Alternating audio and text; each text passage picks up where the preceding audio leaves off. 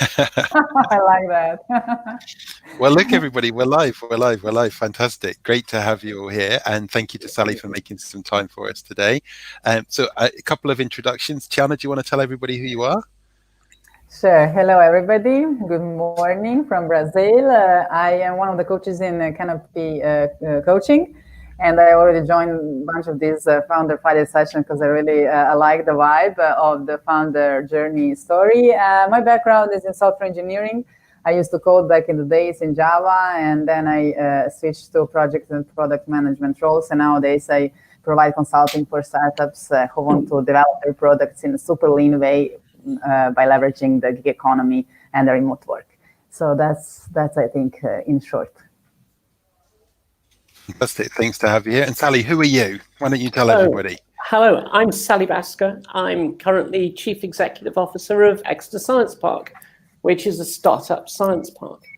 My background goes across civil engineering, navigation systems, did GPS in the early 80s. What else have I done? Worked in the nuclear sector, worked in the maritime sector, worked in the defense sector, worked around the world on and off for various people. And I currently find myself having a really great time. It's like going to play every day. But there you go. It has its ups and downs. No, fantastic. And we've obviously met through what you do here in the region. So thank you very much for sparing some time with us today. This is a very informal kind of setting, and there'll probably be some questions from some of those on the audience here. And we might even invite a couple of them to join us as co-hosts along the way. So just think of it like we're sat in a coffee shop and a few random people are eavesdropping and chipping in along the way. So tell us, you came into the region to do the science park stuff. What do you love about being in this particular region?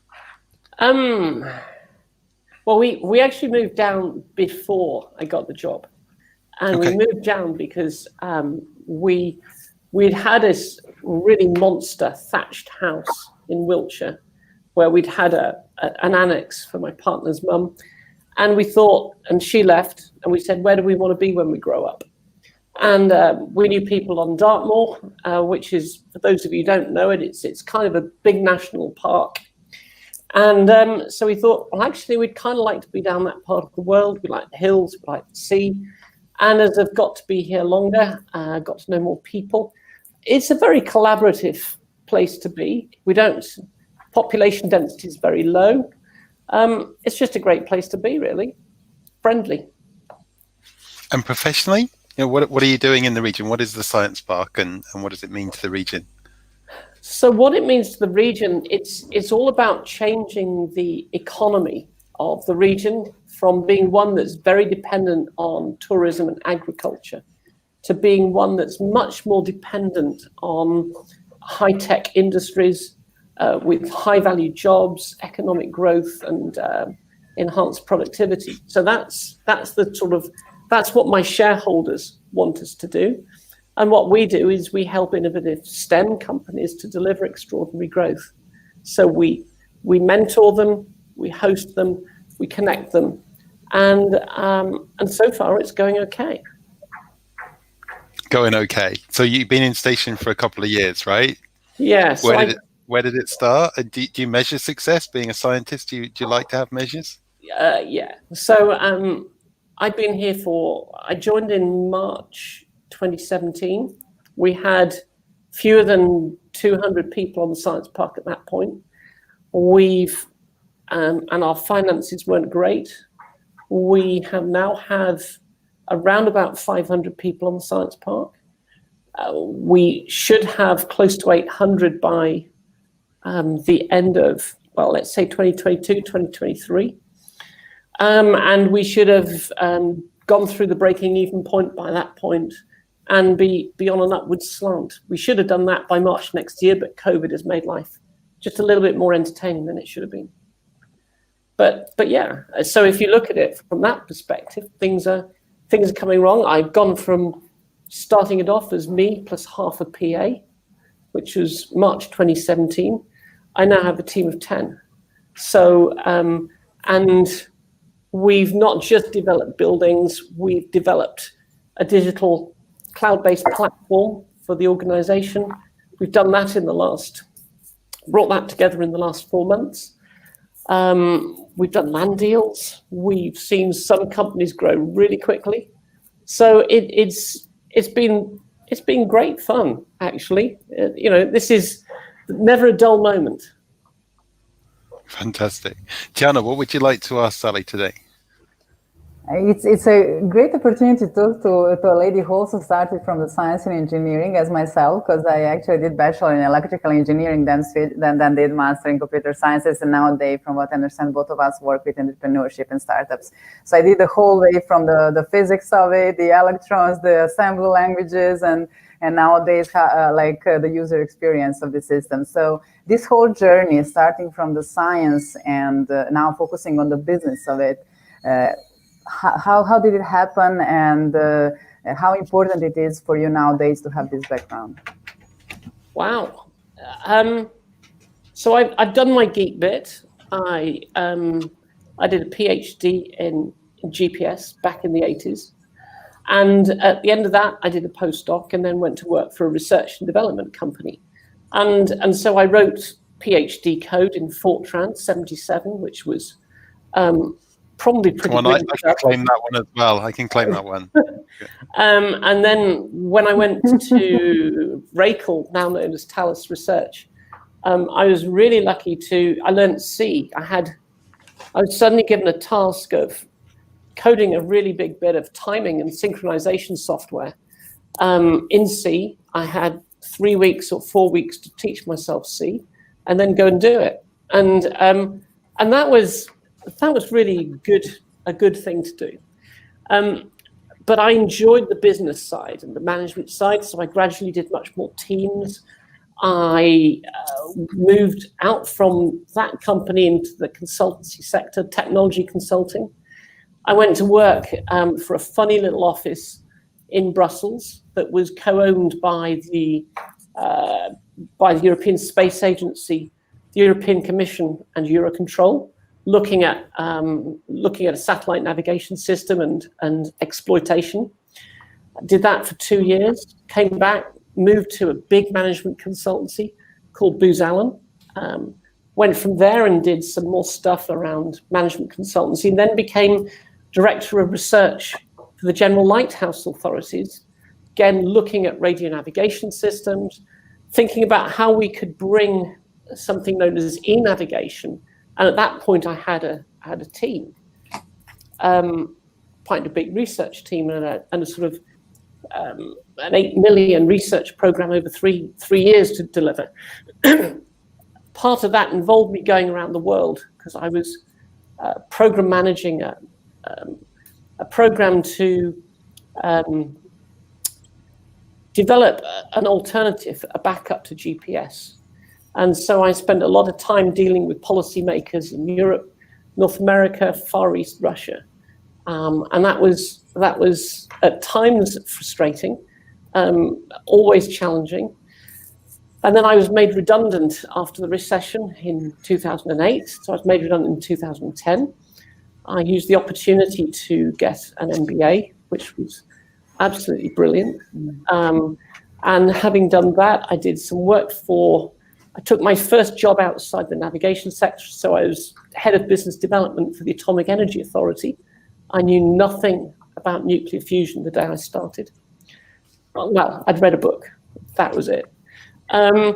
And then just to qualify, business development, right? You weren't in charge of anything that went boom or anything like that. No, nothing right? that went boom. No. Just One of those nuclear science in 21 days or something like that. Yeah. So there's lean and there's lean, right?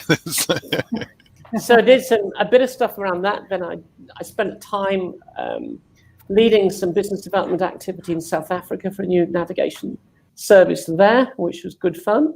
And did some work in our defense environment, which was also kind of challenging. So, and then this job came up, and I thought, well, it brings the civil engineering together, the land surveying, the PhD academic bit, and I'd already done a bit of mentoring startup businesses at the Atomic Energy Authority, and it sort of came together. And obviously I must have put a good pitch together.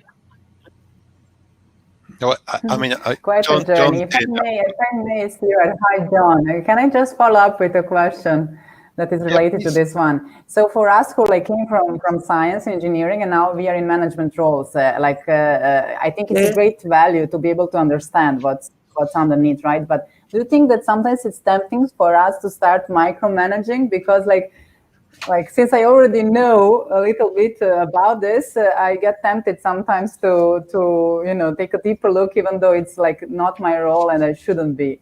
So do you get tempted, and how do you overcome this situation? Yeah, I think if you are, and I think I know I've done this in the past, and I think if you're an expert in your particular subject and you're leading a team in that subject, the tendency is to want to do it and get involved. And actually, in a lot of organizations, the idea is that you work with people, they bring stuff to you, you critique it, and you send it back, and all the rest of it. What I found was that that way of working, I became a real block on the team's progress. So I had to physically stop myself from doing it. So that was the first thing. The other thing that I found was going to work for the Atomic Energy Authority, not being a technical expert, for the first time in my life, working in the professional support services team, doing business development and all of those other things at a time of immense change. It meant that I had to be a general manager, and that was a really good thing to do. And in this place, starting a company when it's just me and half the PA, I did everything. Okay, I had to manage a team of mainly consultants at that point, and so on to get it to a point of stability. Since then, I have to keep giving my job away, more of my job to more people, and that isn't always comfortable. However, I have to keep thinking about creating the new vision and the new strategy, implementing it, and actually understanding, pretty importantly, that almost everybody in my team does their job much better than I could do it. And exactly what I wanted to ask next, yeah. And because they keep getting updated, and yeah. So I've got a really great team, and so that for me, we work together, and that's the best way of doing it, I think. So it's we do different jobs. We have a project-based organization, so we each have projects and things. And the other thing that I find is that as the team gets bigger, and I have to do more line management, more coaching, more everything else, which is still all very rewarding, I don't have the time to do stuff unless I don't want any sleep. So and my day is long enough. I usually start at 5 o'clock in the morning or something. I probably don't leave work till 6 in the evening or something. So that's a long enough day, and I really don't want to do too much more than that. So all of those are good reasons. Thank you, Sally. I'm getting the impression you're a recovering micromanager. That's what I think. I'm running away from it. What's the American questions for the day? Oh, thanks, Stu. So, Sally, I think what you're doing is very interesting, but before we get there, I have to say hello to the head of Canopy Brazil. So, hi, Tajana. Good to see you again. Hello, John. Good to see you as well. So, Sally, it's difficult to imagine my Fridays without you guys. Thanks, Dion. Sally, I think the tremendous breadth of your background is wonderful for both understanding consultants and understanding startups. I think that people who've done diverse things as you have find it much easier to step into the startup world and understand what's going on. Please help me understand how your science park relates to startups. I'm used to the Portuguese way of doing that, but I've only seen that in a couple of UK organizations. So please help me understand. So at the moment, we've one of my shareholders is the University of Exeter. We have their business support team called Set Squared here. They tend to do a lot of that acceleration and incubation. One of the things that has changed is that as we add more property, we have to think about how our supply curve works, so we can make sure that we've always got, hopefully, the right balance of growth opportunities and the right connectivity to different types of organizations available to us. I think as we go forward, and especially we're looking to recover from recession, we are going to look to work more broadly for lots of different ways of doing startups, incubating startups, etc. And some of those mean that you don't have to have the founder's idea.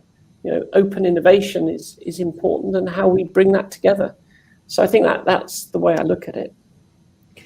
Which sectors of startups should we be encouraging to go talk to you? The southwest of the UK, so around Exeter, a lot of tech, a lot of climate stuff, a lot of big data and AI. We've traditionally got a lot of agriculture as well. We don't have a traditional market in metal bashing of any sort, for example. There is one in Plymouth, but not in Exeter. We don't have a traditional market in sort of pharmaceuticals and chemistry, although we're beginning to get little bits of that happening. We tend to operate as a startup science park very broadly across the piece. So we're starting to see clusters, but we tend to be very flexible. So if somebody wants pharmaceutical capabilities or big lab capabilities, we're not people. If you want IT, big data, environment stuff, this is a good place to come to. Okay, so mostly software, internet sorts of things. Yeah, but we've got increasing amounts of lab stuff. So we've got Internet of Things. So we've got some really interesting pipeline stuff being developed by a company called Dashboard. We've got a really fascinating company that's basically managed all the supply of drugs for our National Health Service during the pandemic, which has been really interesting. So they've worked out what's where, and on an hourly basis, I think, they've been moving stuff around to meet the demand when it's flared up. So that's been interesting. We've had a company here that's done a lot of big stage, had a background in Hollywood special effects. So they've developed products for that market, so engineering. We've got a non-destructive testing team here. We've got veterinary analysis. We've got a bits of agri-tech and various things. So they're all growing gradually. I don't try to think too much about the clustering. I'm more interested in seeing, do we have growth, and are people around who you can then introduce to each other, so that people start thinking about, well, what is it that we can help with each other? So how many startups do you have altogether now? We've got, at the sort of hot desk level, I think there are probably maybe 30 people that are going through a Set Squared cohort scheme.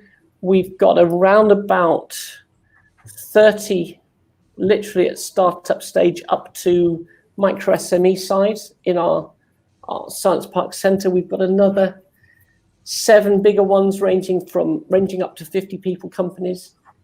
So we're currently building some more to support that growth. Excellent. And Sally, the Science Park always used to have a gateway policy. Has that helped or hurt the growth of the organisation, and has it changed any since the beginning? The gateway hasn't changed. It did, I think, hurt at one point. I think it has gone from being a hindrance to being positive. This is a place where if you want to come to work in the middle of winter wearing shorts and flip-flops and wander around, nobody will turn a hair. And it's a culture impact. It's also a really great location for people to work because it's easy to get to. So I think for all of those reasons, yes, I think it's become a strength. It was a weakness, but it's become a strength. Fantastic, thank you. Tiana, what are you thinking? What do you want to ask Sally? Well, I'm guessing that Sally has witnessed many founder journeys from all the startups involved. So is there some pattern, some common challenge that you've noticed that everybody is facing? I think the one that everybody, I mean, that was interesting. So I think the one thing that I think everybody should do is, I think it's team building. First of all, it's important to team build. Second thing is, you have to remember you're building a company. So many people go into this and they're really great at the technical side of it. They're technical experts or specialists. They've noticed a need. They've got a thing, but that doesn't make a company. And it's that need to broaden the skill set in the organization as fast as you can through whatever method, so that you can look across the piece of, to make it into a proper company. The founder with the great technical idea isn't always the person that you want to lead a company. And I think unless they do some training or they're coaching or whatever. So I think there's a need for all of that. And so would you say that most of the founders are coming more from the technical side and they're lacking the business and management skills in the case of your organization? I think what I see here is most of our founders are probably in the early to mid 30s, perhaps slightly older. So they've got a bit of background in industry. They may have done some management. A lot of them are very interested in the technical side. Some of them find it easy to look at the company opportunity, but then find it difficult perhaps to do the technical bit. Others find it easy to do the technical bit and are less interested in the other bit that is needed to build a company. So it's a real mix.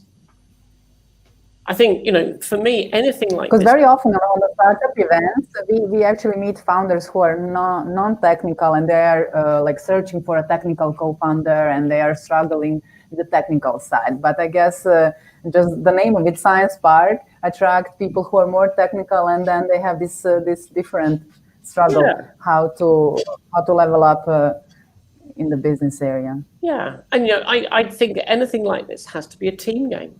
If that's the one takeaway from anything like this, it's a team.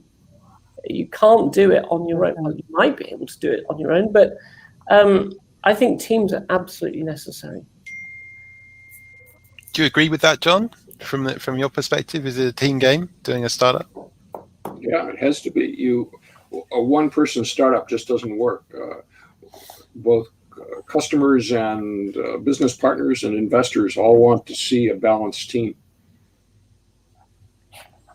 And what do you think makes that balance, Sally? What do you think the elements are of a good team in a startup as you see them in the center?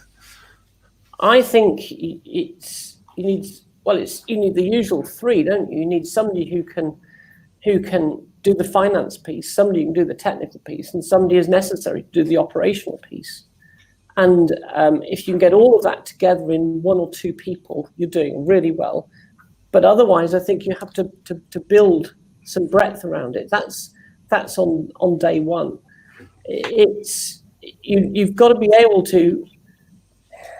It's just about thinking about your cash flow. You've got to be able to create a product that's going to have cost, but then you've got to get revenue in, and so all of that really comes together.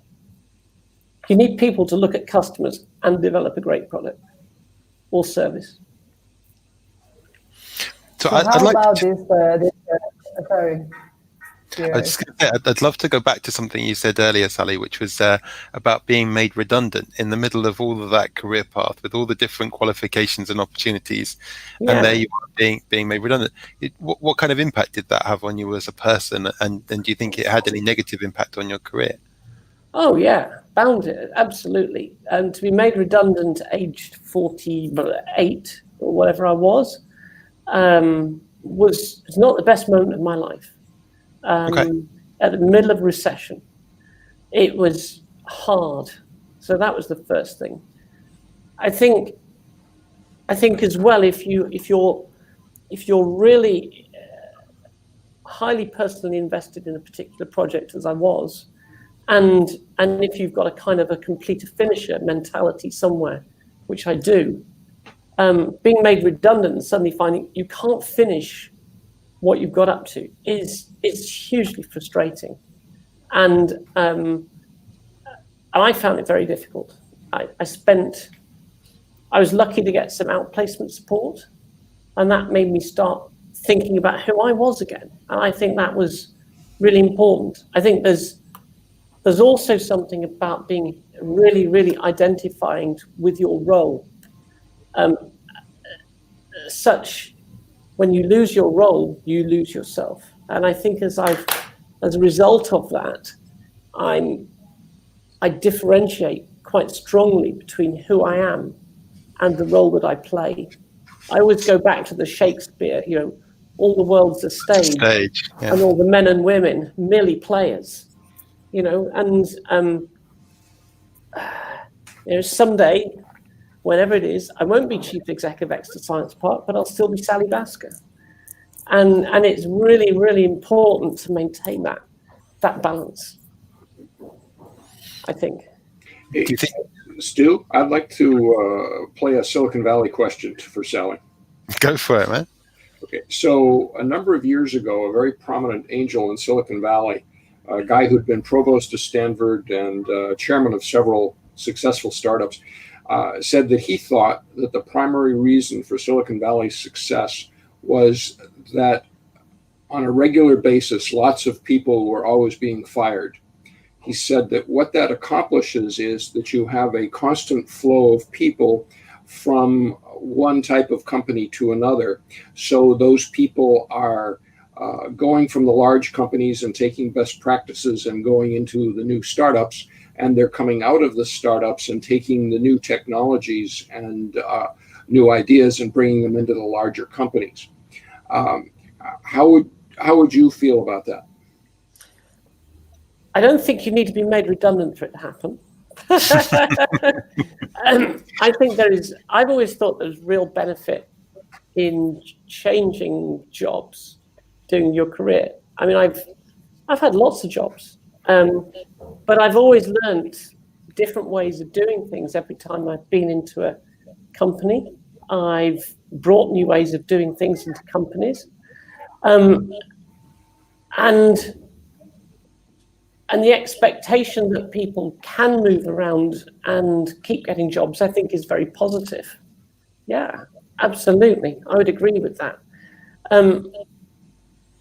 Then it comes down to, if you're too focused as a specialist in a small pond, yes, you can move around in that pond, but actually coming out of that pond is quite difficult. And so being able to play to your transferable, develop transferable skills becomes really pretty critical. And then there's the other bit that says some people end up in what I like to think of as a fur-lined rut, so that it's really, really comfortable. I mean, yeah, the redundancy that I went through was really not, I didn't enjoy it. But without that and what happened afterwards, I wouldn't have this job. So it gave me an opportunity to do something different, and that was really, really important. Going to the Atomic Energy Authority, not being a technical expert, showing that I could deliver huge value and impact was very good for my self-esteem. Kiana, what reflections have you got on that? Well, I'm guessing that many startups in your organization are going through to a phase nowadays that their product is getting redundant in a way. So what do you tell them as an advice? How to handle this, how to decide on pivoting, or how to handle the situation? Yeah, we've got one at the moment that's going through a difficult time. We've offered support to them. They've got a very good product, but the aviation travel industry is a bit difficult right now. Again, try to look at the transferable opportunities. Can they take what they're doing and move it out into a totally different market sector? So we've talked to them a bit like that, but their market is starting to come back. Other ones at early stages, we've got one that I'm not sure I believe in the business model, so we've had some discussions with them. I've had discussions with somebody else recently, yesterday, about a totally new market that actually I'd thought about myself a little while back, and that opportunity to start talking with somebody, say, well, I think what you've got is really good. You need to try and look at this from a number of different perspectives because there's a great opportunity here.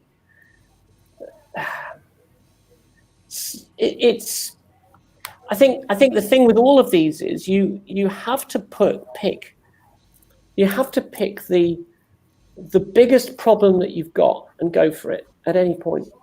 It's too easy to do the easy bits. Every time I've managed a project or a program or a company, you've got to hit the thing that's going to kill you first. And if you can't get around that, it doesn't matter what else you do, you won't end up with a successful project, program, product, or service. And so day one, it's work out what you have to achieve first off to stay alive. And whatever that is, you must solve that problem. Focus it. Interesting, thank you. My first day in my job here, my then chair said to me, bad news, we've just lost 1.7 million match funding for 3 new buildings. Can you go and find some? Okay. You might go and talk to person X. Well, yeah, I did that, and we sorted it out. And towards the end of that month, one of my funders said to me, you've got this large amount of money, and so this was end of March 2017. Unless you can get me a business case by the end of May, you could lose £5.5 million. So it kind of focuses the mind. And then even though I'd done a certain amount of due diligence, I really focused on the finances. And I reckon that we desperately needed some more cash. And so I had to, without which we'd have had a problem.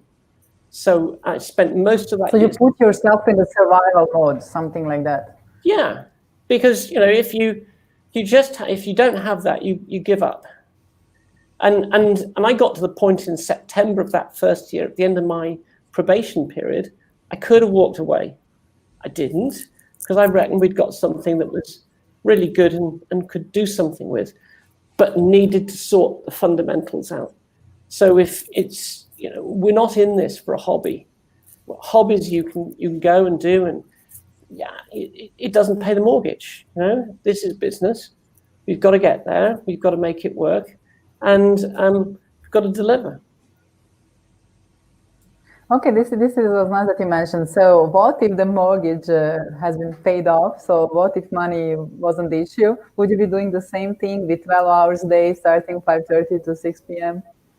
Well, I can say that I'm lucky enough that the mortgage has been paid off. And I still do this because I really enjoy what I'm doing. It's challenge. I'm motivated by challenge. I'm not actually that motivated by money. Enough is good, but actually, I like problem solving, and I like to make things happen. and I like growing. I like growing things like companies and businesses and things like that. Nice. Sally, can I take you on a tangent? So let's change the tack for a sec. What's the male-female ratio like in the science park? Not close enough to 50-50. Actually, it's not bad. Too many women around the place. Is that what you're saying? No, too many men. Actually, the veterinary analysis one's got quite a lot of women in. One of our companies that does automotive tech is very male. We've got a big IT company here that's pretty male, but we do have more women coming along. But yeah, it's still predominantly male. And I think there's something about, at some point, I think it'd be very dangerous if you took a couple, for both of them to do a startup at the same point. You'd like one of them to be doing the kind of sensible bit and bring some money in, some steady money, whilst the other can take the risk. That would be the kind of sensible approach to do it. And but a startup, you've got to be all in, right? Both boots, no hedging. Right? You do, but so what? It's probably worth one person doing that rather than both in a relationship. Okay. So, I mean, do you think that the Science Park's ratio is reflective of male-female ratios in STEM generally, or is it something specific to the region? No, STEM in UK is very bad, isn't it? It's when I was at university, maybe 5% women on a course, maybe somewhere between 5 and 10. It might be better now. Maths is much better than it used to be. Region, I think it's still a problem. I think the word engine, as in engineer, is still something that puts people off, as opposed to ingenieur and ingenuity. And what do you do in the region around this sort of topic? Given your seniority and obviously your gender, are you seen as an ambassador? Do you do programs and things to help? As a startup, we'd like to do more. We've done Big Bang Southwest for school kids. We do a little bit of work when we can with schools. I work with the maths school in Exeter and do bits with the university and bits with Exeter College. But it's time, ultimately, is the biggest problem. And once we have a bit more security, once we've broken even and done all of those sort of things, probably do more. But yeah, that's the problem. As the team gets bigger, there's more time. What do you think UK PLC should be doing then to balance the gender stuff? I think there's been quite a bit of work done, hasn't there, on single-sex schools, showing that if you take single-sex schools, women are more likely to get interested in science and technology than they're in mixed schools, because there tends to be the competition piece works differently. So I think maybe that's a positive thing to do.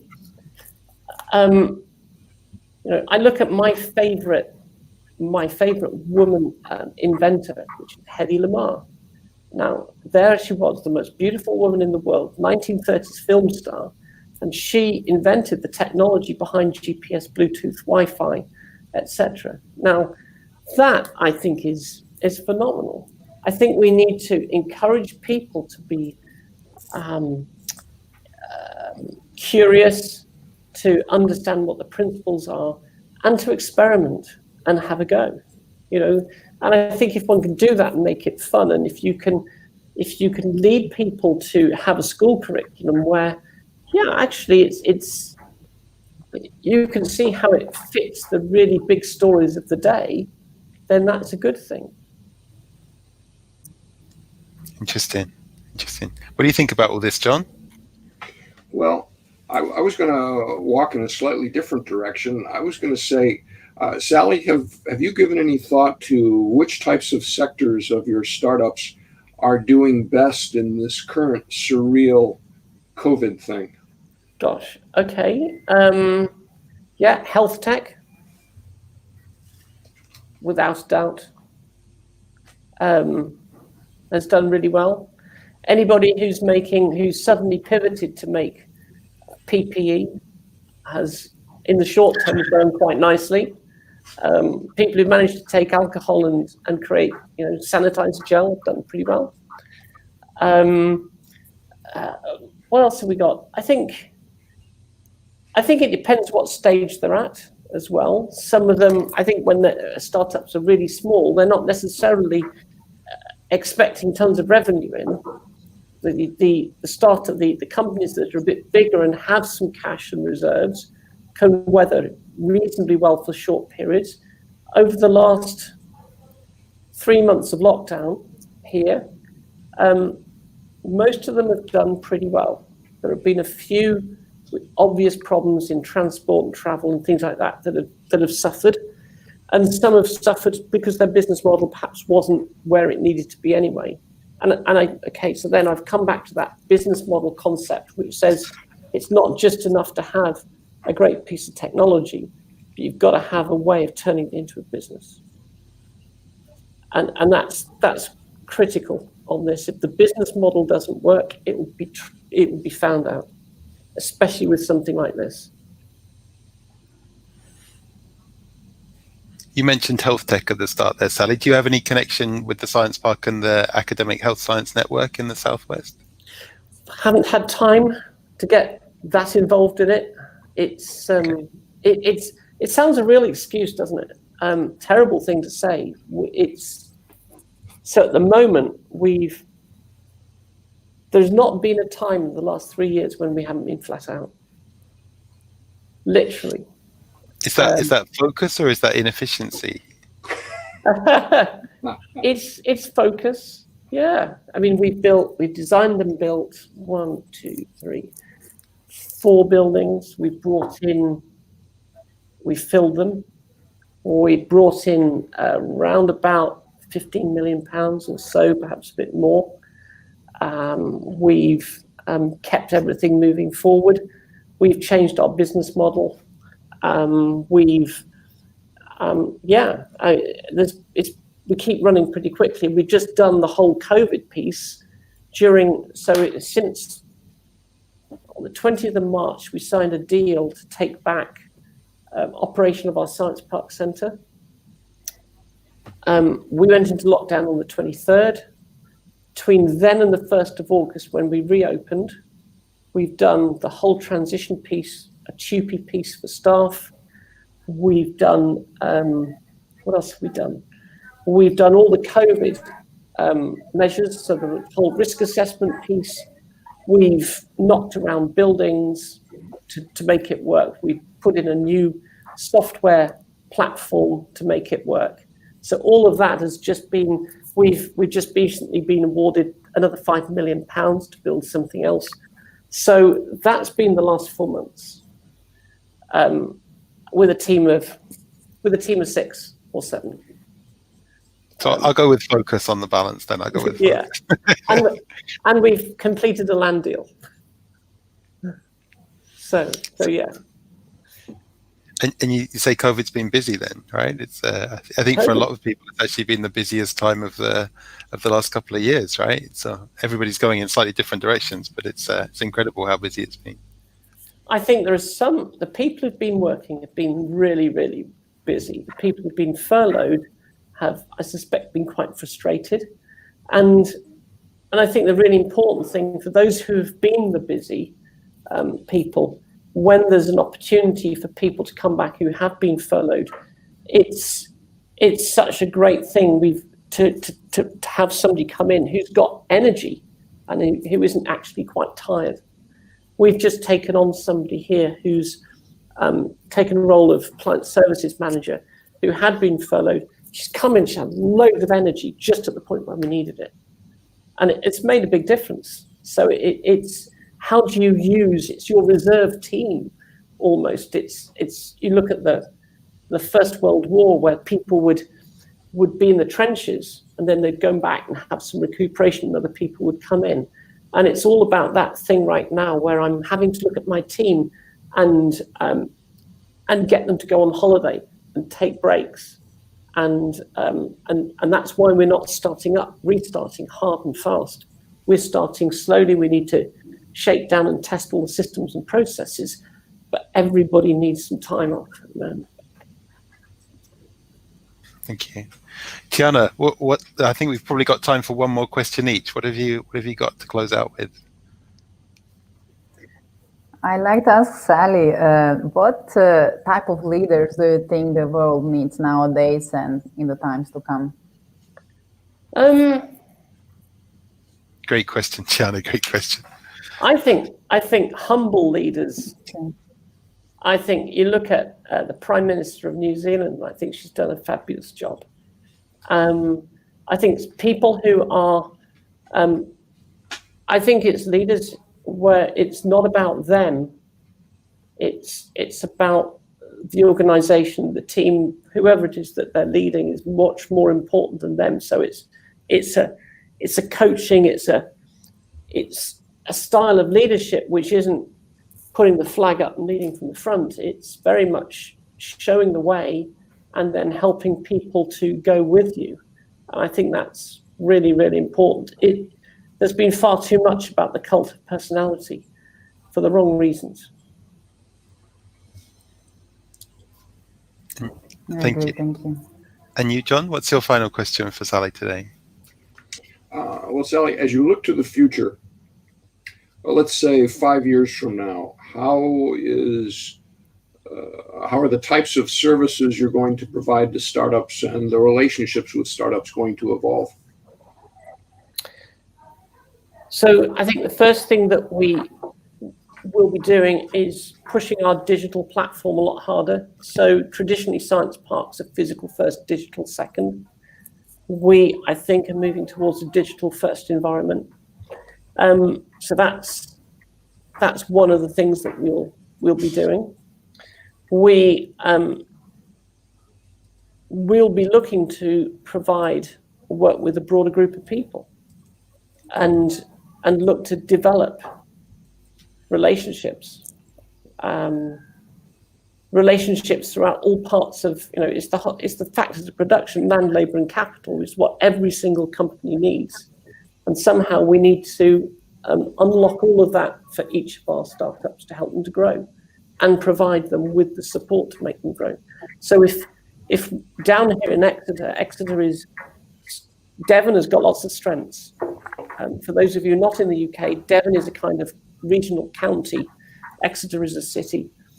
And I'd said with that, Devon needs to sell more to the world.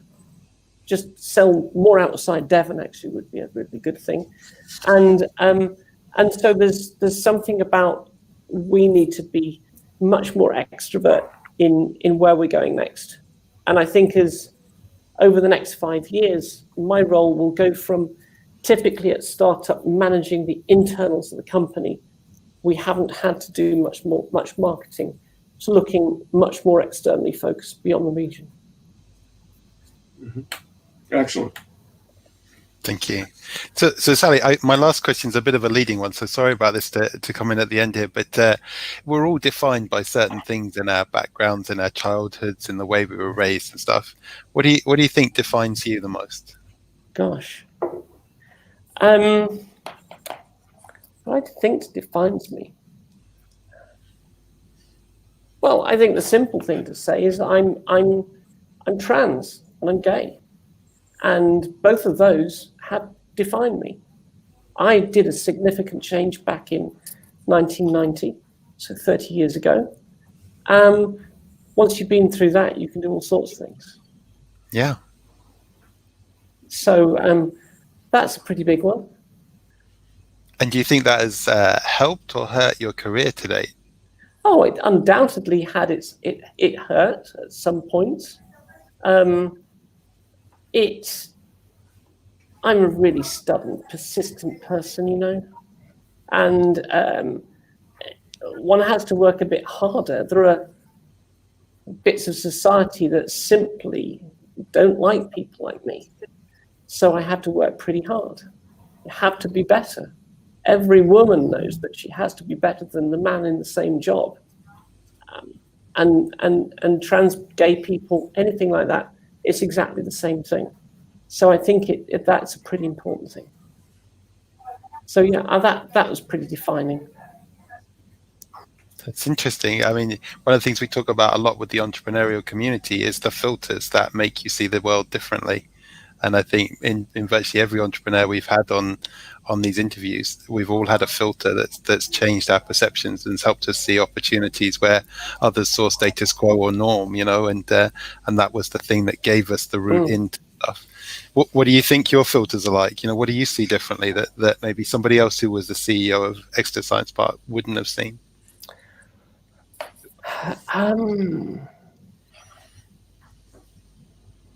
I think I honestly don't know.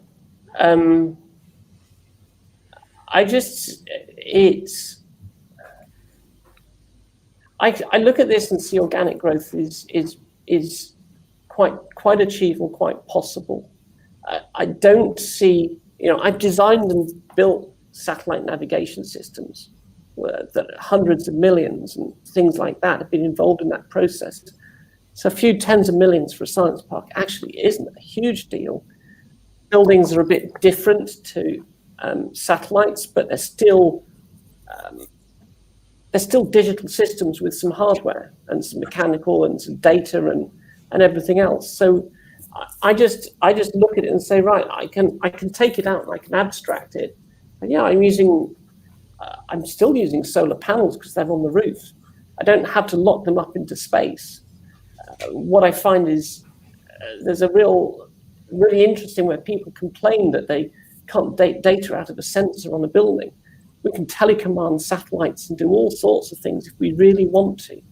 And so it comes out, and I think working in different environments gives us an approach to say, well, if you could do that, of course we could do this. It's the chief problem most of the time is building the teams, building the influence in the people, bringing everything together at the right time. And I think one of the things I was talking to somebody yesterday was about plate spinning. Sometimes you have to work out. When I came into this role, I had 5 or 6 plates that I knew I had to keep up in the air, and I had to land them in a certain order. And if I didn't land them in the right order, I wouldn't get the right thing out.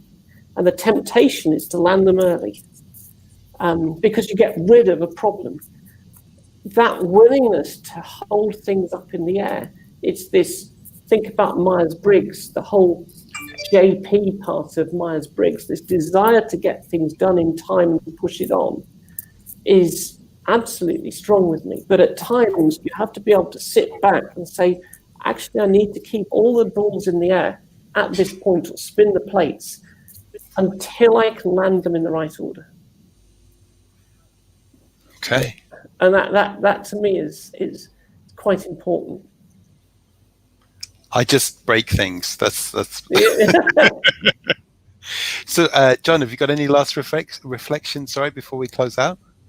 Well, I'd just like to offer the thought, as I said to you before, Sally, I think that the very diverse background you've had in terms of the different roles and the different industries really helps you perceive the issues relating to consultants and relating to startups. So I think that one of the filters that helps you is, in fact, that diversity of background. Yeah, I think that's definitely true. Yeah. It's really super rare, right? Super rare. And all the people we've met in Portugal and other places to actually have both sides of the fence kind of in their thinking, this startup or product side and this services side or consultancy side. Yeah. And Jana, any last reflections from you? I just like to say that I feel super inspired and motivated by Sally's story. Thank you, Sally. Really appreciate it. Thank you very much. Thank you. So I'm going to close you with the hardest question of the entire thing, Sally, okay? Because it's personal to me. So my kids are 7 and 8. They're studying great at primary school, but everybody's already thinking, what do they need to know in 15 years' time when they're in the market? So what advice do you have for my kids and when you look into the future of employment and the future of work? It's all about teams. Be a good team player. I'm so screwed. I don't play well with others. I'm an only child. That's my defining thing. I better get out quick. But it doesn't have to be sport. And I think that's really important. Sport is great, but by background, I'm a musician as well. And for me, playing a band or an orchestra, that's a team game as well. So I think it's really important, team playing, engaging with people, because it's people that make things happen more than anything else. And being part of a team is really powerful. Fantastic. Well, I want to thank you so much for spending time with us today, Sally. It's been a fantastic conversation. And thank you, Tiana and John, for joining in and sharing your lenses as well on all of this. This was the Founder Friday. We have these every month. And what we try to do is bring together inspiring people and find out what makes them tick. And you've really fit the bill today. Thank you, Sally. Thank you very much. Thank you, everybody, for listening. Have a great weekend, everybody. See you next time. Yeah, thanks, Sally. Cheers all.